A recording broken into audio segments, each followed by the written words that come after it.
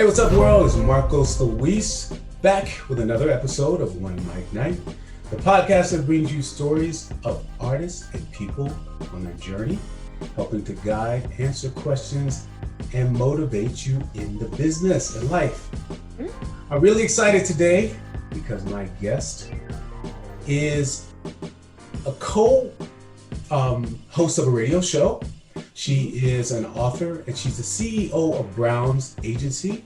Please welcome Jerrika Brown to this microphone. What's up, Jerrika? How are you? How are you? Thank you for taking the time and coming into OneMicNite Podcast and being here. I really appreciate it. Happy to be here. Listen, I have questions. I got answers. You got answers? I love that. All right. First question is, who is Jerrika Brown? Well, I am a Arkansas native. I am a author. I'm a business coach, and I'm a motivation and empowerment speaker. So I've been doing these things collectively for about 7 years altogether. And I own a photography company, so I was former a photographer. That's the first business that I actually started. So yeah, that's me kind of in a nutshell. I'm a mom, so I'm all the way well-rounded. Well-rounded, yeah. Mm-hmm. Where are you now? Where are you located? I'm in Little Rock, but I base my my headquarters is here. Mm-hmm. But I do a lot of work in Atlanta, Georgia. Okay. So Atlanta's like my second home, kind of like a second hub zone, if you will. Mm-hmm. How's this time been for you? Has it been easier for you to work virtually, or do you prefer to travel back and forth, or how's it work for you? It's worked out. I know you kind of miss the one-on-one interaction with people, especially with the events going on. You know, you kind of don't have as many as you were. So a lot of speaking engagements or appearances or panels are not happening, but they're happening virtually now. So I think people are kind of getting in the swing of things happening virtually. But I kind of wish the country was back open once they get this COVID thing figured out. And then, you know, I can be able to travel back and forth and actually meet people. Because there's nothing like a energy face to face, you know. Absolutely. What I'm saying? Yeah, you got it. I'm right there with you because I'm a filmmaker and I'm an actor, and you know, we've had to do rehearsing shows virtually. Mm-hmm. How do we do in theater? You know what I mean? Like, we need the live one-on-one interaction. We feed off of that energy. So but at the same time, it's been a good time because I've been able to do a lot of things that I haven't been able to do, you know, before. I can tap in and go and watch some of my friends perform, or I've been taking a lot of webinars and things like that and learning a lot. So it's been good. You don't even have to leave your house. You don't even have to get dressed. I got pajamas on down here. You know what I mean? Like, nobody knows. Nobody knows. Okay. Nobody knows. Or it's been a good time for a lot of people to actually, you know, develop their digital products. It's been really good for that when people are aiming towards developing their digital products, or they've talked about it for a very long time. Now it was time to like sit down and actually create those digital products or map those out. So that's been good for the pandemic. The pandemic has helped in that area. Right. I feel like a lot of people, especially a lot of people of color, have decided to tap into that market. And yeah, you're right. They've done it. Mm-hmm. But let me ask you, how did you start out in business? I mean, there are a lot of steps to start out in business and be successful, or just start out in business in general. What are some of the things you do to start off when you're trying to create a business? To start a business, first off, you need to know what you're going to do. Number one, do not start a business and you're not walking in your passion. I say this all the time. Let's not do trends. You know, let's not, this looks like it'll be lucrative, so let's do this. You will find that just because something makes money for somebody else, or it looks easy because somebody else is doing it, you would make a lot more money if you start to operate in your true calling. You make a whole lot more money because it's like work without it actually being work, if that makes sense. So that's number one. Second thing, after you figured out what industry you're going to go in, you need to develop a business name. Okay, figuring out what the name of the business is going to be, making sure that the name and what you do kind of matches, or everything that you want to do matches your name. And after that, you need to brainstorm on what entity you're actually going to file with the city, with the state. You need to understand, okay, well, if I'm going to be an LLC, what all does that entail? If I'm going to be a sole prop, what all does that entail? So you need to be aware of what entity you're actually going to file. After that, you will apply for your employer identification number. So that's separate from your social. It separates you and your business, and it's what you're going to file taxes with. So after you do your employer identification number, around that same time, I would say go ahead and apply for your license, because you'll know what you're going to be. If you're a sole prop, you need to have a city business license and a DBA with the city. If you are a LLC, you need an LLC and your city business license as well. And then open up your bank account. And then those are the main foundation steps that you need to take to get to the point to where now you can buy product and operate and render services and get things going in and out. And also creating a social media presence. That's really huge.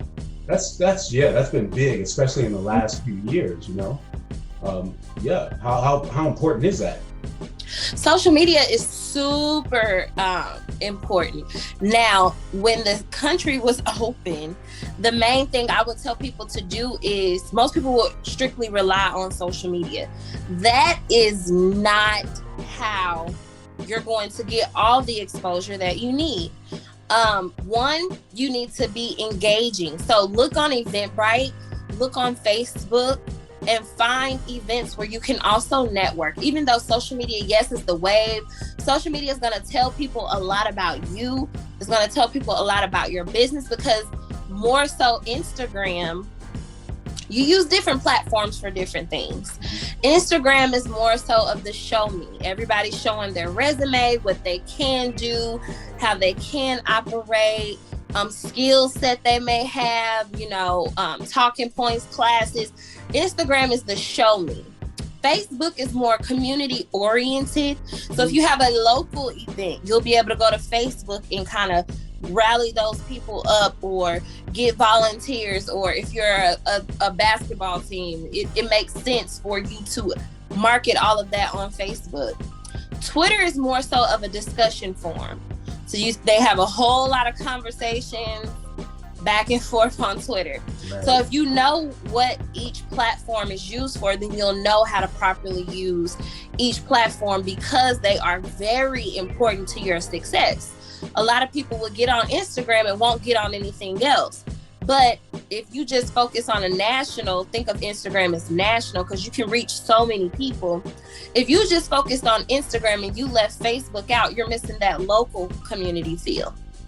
Do you feel like Instagram is it more universal, or do you feel like it's more national and just like a show me this type of thing? Like I can look here and find it, or is it? Instagram is more universal. You'll find national brands. You think about the Instagram influencers, the YouTube influencers, they have to have a hub zone. Yeah. And it's kind of like their main point of communicating is Instagram, because you can reach so many more people than you can with just Facebook. Yeah. A lot of people go to Instagram to see what P. Diddy is doing, or see what LMA is doing. You can see all of those things, but on Facebook is more so for your community vibe. So yes, if you're trying to be a big brand, I would say definitely you need to market on Facebook, but don't forget that local aspect of your business overall on market on Instagram, but don't forget the local aspect overall of Facebook. Okay. That's it.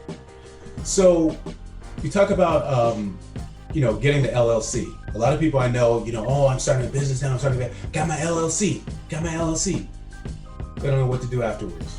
They have no clue. They think it's just, the business is I'm an LLC. Well, unfortunately, once you get your LLC, you're not even legal yet, truth be told. About 78% of businesses that are booming right now, they are where you have to have a LLC and a city business license.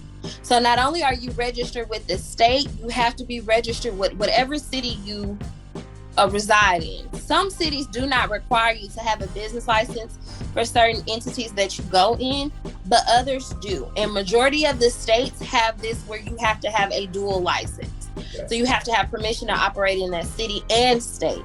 So once you have both of those, then you are legal, but without them, you're not.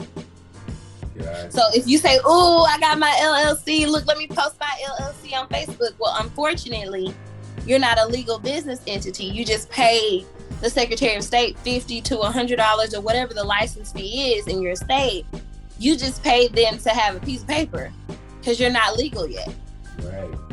So even if you're operating, something on a digital platform, you still got to have a city license, or is that more for a different? Well, it just depends on the regulations because they change from state to state.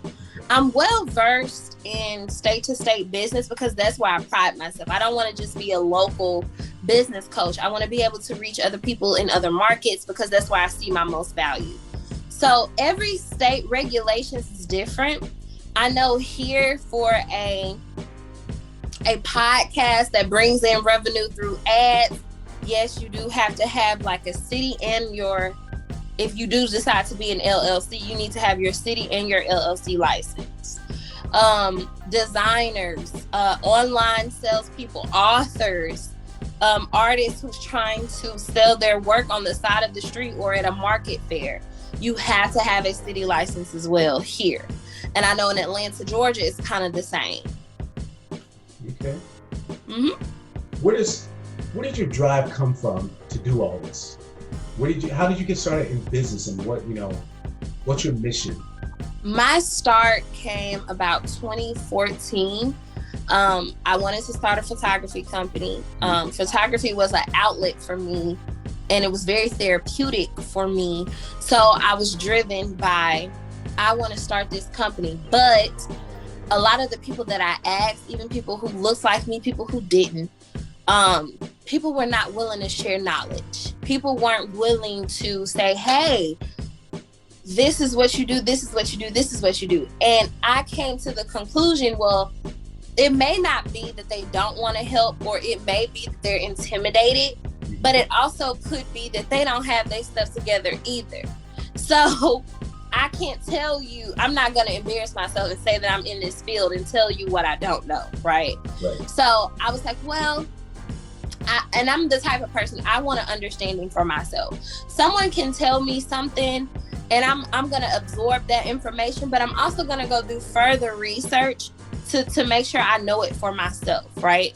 So people were not willing to share knowledge. No one was willing to help. No one was willing to tell me to go A to Z. It was a lot of people that left me on red. And at that time, I was a business major in college. So I'm getting my business degree, but what I found out was what I learned in the field really didn't coincide with my degree. Wow. And that is because I found professors were not actual business owners. Interesting. A lot of these professors were teaching the textbook, but what happens outside the textbook? So that's why now you'll see a lot of degree programs and a lot of classes and a lot of instructors, their curriculum is entrepreneurship based now, because they realize that for me to be able to teach this, we have to put business owners in these teaching positions so that they can be able to give that knowledge that's needed, right? So that's where I started. And I would go get 79-cent notebooks from Walmart. And right around school time, we all know they were like a little 50 to 79 cents. And I would go buy those. And I went to the library, and any book that I, wanted to know something about, whether it was taxes, whether it was operations, whether it was small business management. I read so many books throughout the years, and I would take those notebooks and write my notes in them from each book that I didn't understand. School absolutely helped. It gave me the foundation, but I had to build off of that in the field, or unless I was setting myself up for failure. So people started to ask me, well, hey, how did you do this? Or I could see that you did this, or you did this. How did you, and I was like, well, I went this. And they were like, oh, can I pay you to do that? Can we? So one of my friends, he actually worked at the library system, and they reached out and asked me if I was interested in actually hosting a class.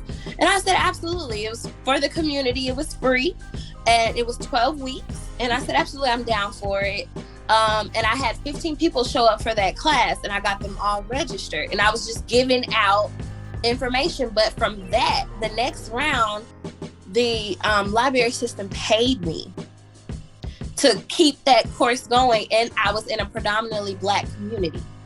So it was just amazing to see 15 people from one session go to 49 to 50 in a next session of people passionate about their business. And that's when I knew I had something that I didn't mind doing for free. I loved it. I loved helping. And the information that I gained, I was willing to give it out. And that turned into my paycheck now. I love that because then you are an expert in your field, and you're helping people along the way too. So you're actually starting a business, but you're teaching about how to start a business, giving out the information. Is it part of your mission, to help the Black community, Black and brown people? Absolutely. That's where my heart is. And I say that because a lot of us are know-it-alls, right? I'm the type of person, I can never stop absorbing information. And the reason being is because something changes in the business world every day. You see how Clubhouse has taken over. You see how TikTok has taken over, and marketing strategies stay the same. The basis of your business will never change, right? But what will change is your strategies, your marketing plans, or you can use the same techniques to see how they work. You're able to play devil's advocate with the strategies of your business. And if you're not taking that seriously, then it's just, we leave a lot on the table as Black and brown people. And one thing I do say often, and this may get under a few people's skin, is we're afraid to collaborate with each other. Absolutely. Boom. You just hit the nail right on that. When I tell you, if we were to think about it, you're a podcast and you collab with another podcast and you guys put on a podcast-a-thon or something. Right. Do you not know how much traction, how much exposure, how much additional business you could bring? But for some reason, I don't know what it is, we're in competition with each other so much that we're missing a bigger bag.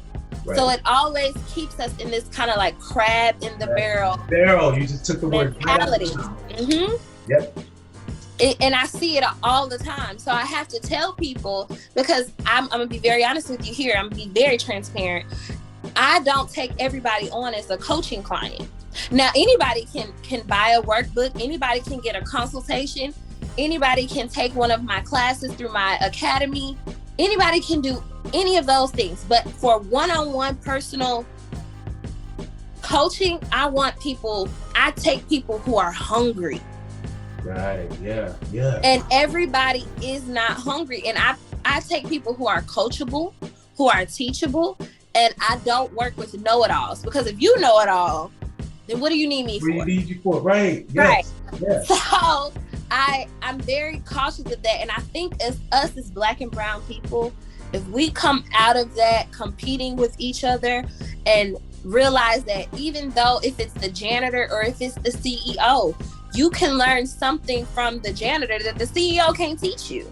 And it doesn't matter where you are in life, be open and be honest with yourself and saying that you don't know it all. I'll be the first person. Come on now. Yeah. This is what I'm talking about. This is exactly the mentality that we need to have. I'm the first person to say, hey, I'm ignorant to that. And somebody, well, did you just call yourself ignorant? Don't take it as an insult, but ignorance is lack of knowledge. Right. If I don't know something, I'm going to let it be known that this is a topic that I'm ignorant on. So, and hey, I'm all ears. And you ask questions. If I don't know, I ask questions. I want to know. I want to know. Yeah. Absolutely. Right. But if we did that more, think about where our knowledge would be. Think about how many shopping centers us as Black people will actually own. We would kill the market if we feed off of each other and expand in business. We would be so bomb. Absolutely. But we're holding ourselves back for some odd reason. And it's been that way for a very long time. And trying to now bring people out of it is kind of a struggle. But that's why I don't work. I don't work with everybody. Yeah. And you shouldn't either. Right. Yeah. No, you're right. Yeah. I mean, a little bit you want to share with everybody, but you also got to be conscious about those people who are going to take the value from what you're teaching and how you're going to collaborate. I just did an episode about Black land ownership, and we were talking about how, we need to, as Black and brown people, own land. Real estate is probably the second biggest asset we can have. You don't have enough money. I said, well, what happens if you have a single mother who's just barely trying to get by? Hey, why not collaborate with a couple of your friends? Put some money together, get some land together.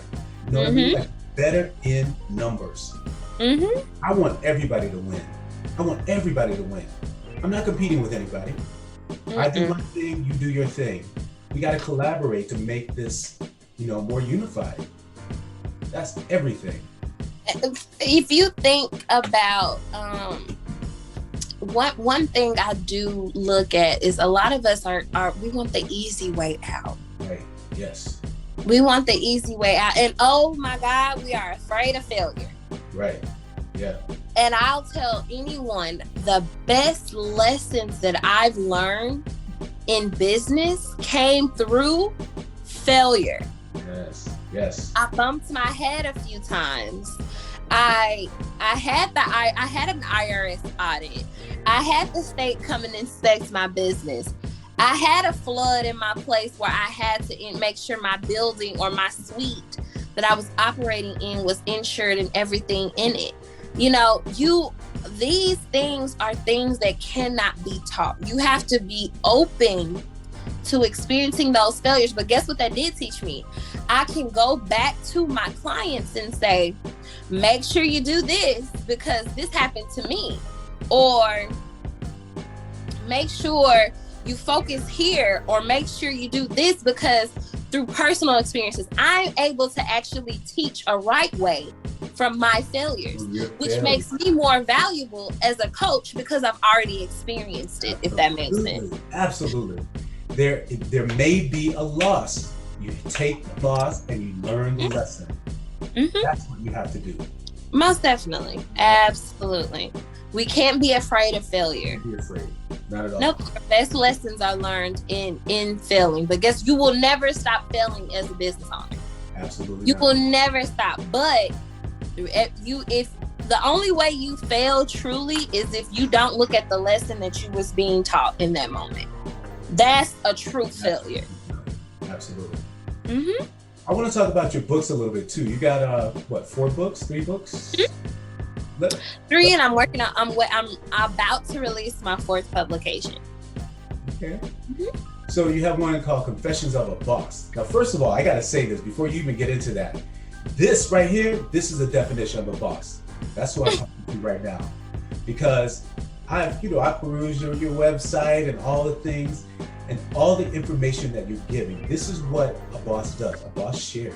A boss learns. A boss fails. A boss, is a role model. You're a mother.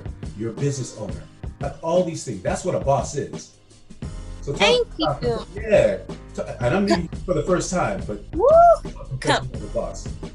Confessions. Ooh, Confessions did a lot. I wasn't even expecting Confessions to go as far as it did, honestly. Growing up, I dealt with a lot of verbal and mental abuse in a Black home. And I dealt with molestation at a very early age, not being in control of my own body, dealing with my child's father at a point in time. I was physically abused. I dealt with all of those things growing up. And Confessions is basically a tale of my memoir, but the message behind it is more powerful than what I went through. So it's basically saying, yes, you can experience molestation, failure, hurt, heartbreak, abuse, but through all of that, you can still create the life that you want. I talked about therapy in the Black home. I talked about going to therapy, actually saying that you need help, being okay with not being okay, and doing something about it. A lot of the times we'll hurt in silence, and I was doing that for a lot of years. So I wanted to write about my experience so people can live through me, basically see my story, but see where I am today. All of those things that I went through, they're not good by far. I'm not praising them, but they made me and gave me the strength that I needed today. So I'm able to operate differently because of those experiences. I'm able to, after dealing with communication errors in my home, growing up, I'm a better communicator with my friends. I'm a better communicator with anyone that I meet. I'm able to communicate with different people and focus on the end goal because I studied that, right? So I took the time to make my pain my success. And I wanted young girls and I wanted women to understand, no matter what you face, no matter what life throws at you, you can always create the life you want, even though your trials and tribulations are this, or even though you're suffering through this. You're not alone. It happens more often than not, but be willing to heal yourself and be okay with the process, because it is definitely a process, and you can be anything that you desire, anything. You said a mouthful, and I gotta say, that strikes a chord with a lot of us, even the men. We all have somebody in our family that has, been molested or has been, going through some sort of mental anguish. Yeah, you strike a chord with a lot of people, and that's beautiful. I love that. That's what Confessions is. It's just me writing out. And I love the one thing about it is where I live, people had a perception of me.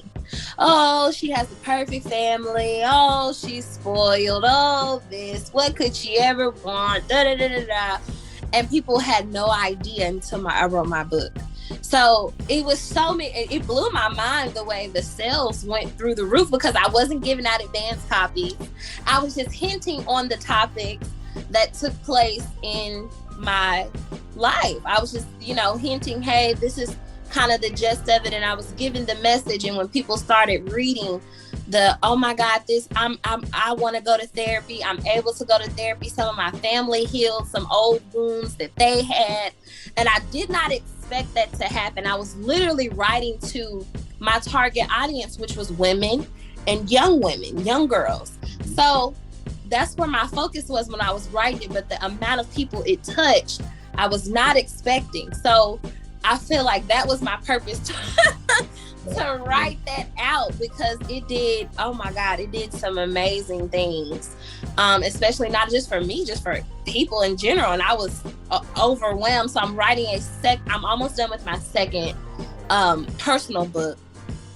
And I've written 2 other business books. One is a Ultimate Guide to Entrepreneurship. It's hosted by the agency. So it's on the agency site, and it's also on Amazon. And then the baby version of that, if somebody wants a quick guide, it's a quick guide to entrepreneurship. And it's on the website as well, and Amazon. So those are my 3 right now, but this 4th one is coming. 4th one is coming. I love that. Well, listen, I am running out of time. I could talk to you all day. I want to have you come back for a second part 2. But right now, baby, where you at? Come on now, baby, tell everybody where you at. That's my mother, and she wants to know. Oh, where we can find you on social media so we can get down with the Brown Agency and everything else. Baby, where you at? Tell us where you at.